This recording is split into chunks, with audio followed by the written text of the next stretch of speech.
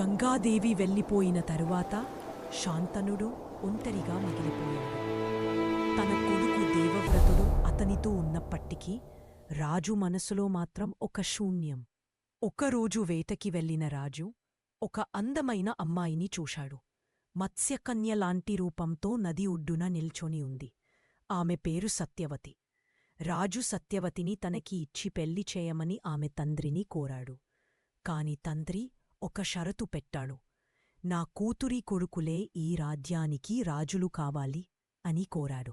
రాజుకు బాధ కలిగింది. అది చూసి అతని కొడుకు దేవవ్రతుడు తాను పెళ్లి చేసుకోనని, తండ్రి రాజ్యానికి తనకి ఎలాంటి ఆశ లేదని ఆ తండ్రికి శపథం చేశాడు. అతని భయంకరమైన శపథంకి ముగ్ధుడై ఆ తండ్రి అతనిని భీష్ముడు అని పిలిచాడు. అంటే భయంకరమైన శపథం చేసినవాడు అని అర్థం. సత్యవతి కొడుకులకు రాజ్యం దక్కింది. కాని ఒక మహారాజు కుమారుడు తన జీవితాంతం ఒక వాగ్దానానికి బానిసైపోయాడు.